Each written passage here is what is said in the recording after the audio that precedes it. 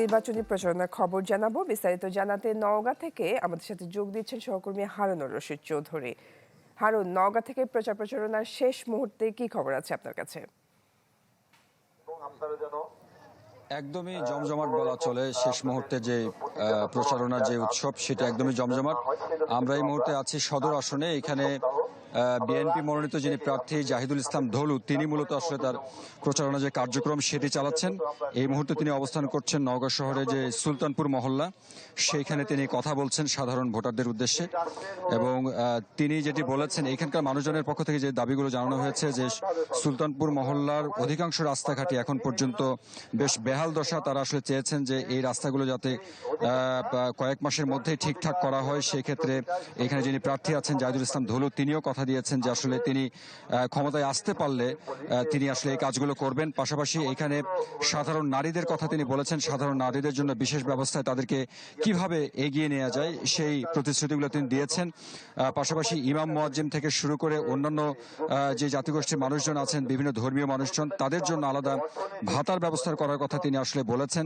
এবং এইখানকার আপনি দেখতে পাচ্ছেন যে প্রচুর সংখ্যক মানুষজন হয়েছে, যদিও একদমই সকালবেলা তিনি আসলে বের হয়ে পড়েছেন। এরপরে তিনি বেশ কয়েকটি কেন্দ্রে তিনি যাবেন, সেগুলোতেও তিনি এই ধরনের কথাবার্তা বলবেন, সাধারণ মানুষের কথা শুনবেন। পাশাপাশি আমরা এই আসনে যিনি জামায়াত প্রার্থী আছেন তার কথা শুনেছি, তিনি শৈলগাছি এলাকায় অবস্থান করছেন। তিনি বেশ খানিকটা সকালে বের হয়ে পড়েছেন প্রচারণার জন্য। এবং যেহেতু এই প্রার্থীগুলো আসলে এই কয়েকদিন গ্রামের দিকে ছিলেন, একদমই যেহেতু শেষ সময়, যার কারণে শহর অংশে তারা প্রচার যে কার্যক্রম সেটি তারা চালাচ্ছেন। আগামী যে কয়েকটা ঘন্টা আছে বলা যায়, অর্থাৎ আগামীকালকে রাত 12টার আগ পর্যন্ত তারা নওগাঁ শহরের বা শহর যে এলাকাগুলো আছে বিভিন্ন আসনে, সেই এলাকাগুলোতে তারা প্রচার কার্যক্রম মূলত চালাবেন। এদিকে আইন শৃঙ্খলা বাহিনীর যে কার্যক্রম সেটি আমরা বেশ খানিকটা গতি এসেছে। তারাও আসলে বিভিন্ন জায়গায় যে টহল জোরদার করেছে যাতে করে কোনো ধরনের অপ্রীতিকর ঘটনা না ঘটে, সেই দিক বিবেচনায় এরপরের প্রার্থীগুলোর কাছে আমরা থাকবো, সেই খবরগুলো নিশ্চয়ই আপনাদেরকে জানাবো। হারুনুর রশিদ চৌধুরী, ধন্যবাদ আপনাকে। দর্শক, রাজশাহী থেকে এই মুহূর্তে আমাদের সাথে যুক্ত হয়েছেন আবরার শাহের ভোটের প্রচারণার খবর জানাতে। আবরার, কেমন দেখছেন, কেমন জমজমাট শেষ মুহূর্তের প্রচারণা?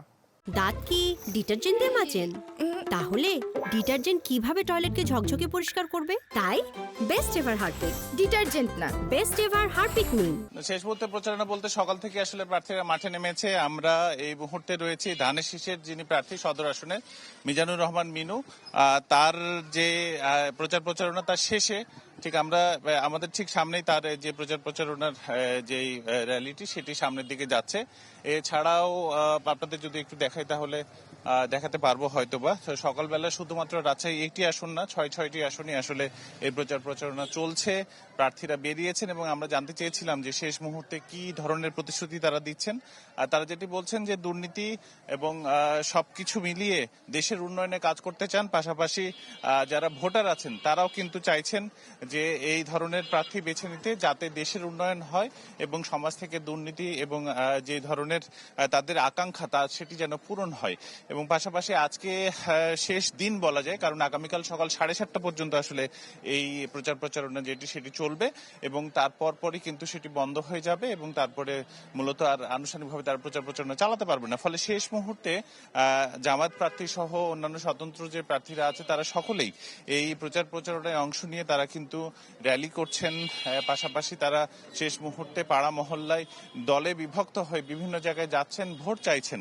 এবং এই ভোট চাওয়ার মধ্য দিয়ে কিন্তু আজকে রাত পর্যন্ত এটি চলতে থাকবে এবং সভা সমাবেশ পথসভা সব জায়গাতেই মানুষের জমজমাট যে আয়োজন এবং তাতে তারা অংশ নিচ্ছেন এবং এই পথগুলোতে অলিগলি সব জায়গায় কিন্তু চষে বেড়াচ্ছেন প্রার্থীরা। ফলে বলা যায় যে তারাও চাইছেন একটা ভালো নির্বাচন এবং সুষ্ঠু নির্বাচন। তো এ ছিল রাজশাহী শেষ মুহূর্তের প্রচারণা। আবরার শাহের, ধন্যবাদ আপনাকে। দর্শক, রাজশাহীর শেষ মুহূর্তে প্রচারণা জানছিলাম। এবার খুলনা থেকে আমাদের সাথে যুক্ত হয়েছেন বেলাল হোসেন সজল নির্বাচনী প্রচারণার খবর জানাতে। সজল, খুলনার 6 নম্বর আসনের কেন্দ্রগুলোকে ঝুঁকিপূর্ণ বলা হচ্ছে, সেই বিষয়টি একটু জানাবেন।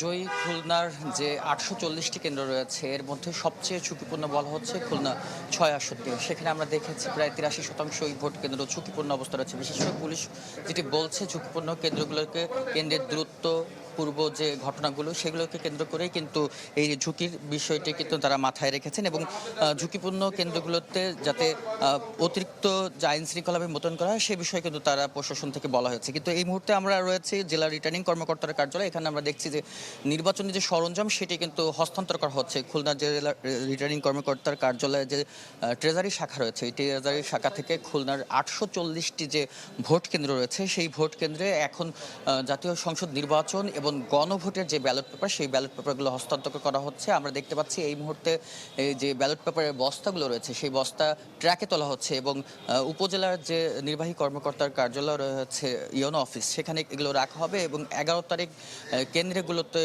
পৌঁছে দেওয়া হবে ব্যালট পেপারগুলো এবং 137 বস্তা এই যে গণভোট এবং জাতীয় সংসদ নির্বাচনের যে ব্যালট পেপারগুলো রয়েছে সেগুলো কিন্তু এখান থেকে নেওয়া হচ্ছে এবং আমরা দেখছি যে সকাল 11টা থেকেই এই কার্যালয় থেকে এই ব্যালট পেপারগুলোকে হস্তান্তর করা হচ্ছে জেলা উপজেলাগুলোতে এবং এখানে বিভিন্ন বস্তায় করে কিন্তু সেই ব্যালট পেপারগুলো নিয়ে যাওয়া হচ্ছে এবং এর আগে আমরা দেখেছি গত 7 তারিখে এখান থেকে যে অন্যান্য যে সরঞ্জামগুলো ছিল ব্যালট বক্স সহ নানা সরঞ্জাম সেগুলো কিন্তু এখান থেকে উপজেলাগুলোতে হস্তান্তর করা হচ্ছে এবং 11 তারিখ খুলনা মহানগরী যে দুটি আসন রয়েছে খুলনা 2 এবং 3 সেখানেও কিন্তু হস্তান্তর করা হবে। তো এই ছিল আমার কাছে খুলনা থেকে যে ব্যালট পেপার হস্তান্তর সব শেষ। সজল, ধন্যবাদ আপনাকে। দর্শক, সুনামগঞ্জ থেকে যুক্ত হয়েছেন AR জুয়েল। জুয়েল, প্রচারণার কি খবর আছে আপনার কাছে?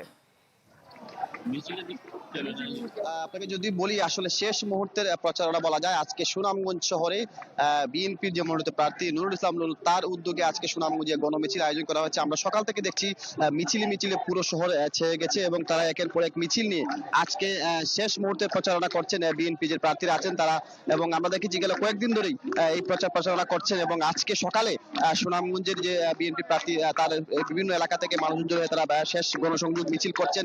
গেল কয়েকদিন ধরেই বিভিন্ন প্রার্থী সুনামগঞ্জে এখন পর্যন্ত মোট 22 জন প্রার্থী গণসংযোগ প্রচারণা করছেন এবং আজকে আমরা দেখেছি বিভিন্ন উপজেলাতেই বিভিন্ন দলের প্রার্থীরা কিন্তু শেষ দিনের মতো মিছিল এবং মিটিং গণসংযোগ সবাই করছেন এবং তারা বলছেন যেহেতু কালকে সকাল 7:30 পর্যন্ত আসলে এই প্রচারণা শেষ সময় সেই ক্ষেত্রে কিন্তু তারা আসলে মিছিল মিটিং করছেন এবং পুরো শহর আমরা দেখেছি আজকে বিকালে জামাত ইসলামের একটি মিছিল আছে 3টার দিকে শেষ গণমিছিল সুনামগঞ্জ শহরে। এছাড়া তাহিরপুর বিশম্বর পৌঁছ সুনামগঞ্জ 5টি আসনে 22 জন প্রার্থী প্রচারণার কাজ চালিয়ে যাচ্ছেন।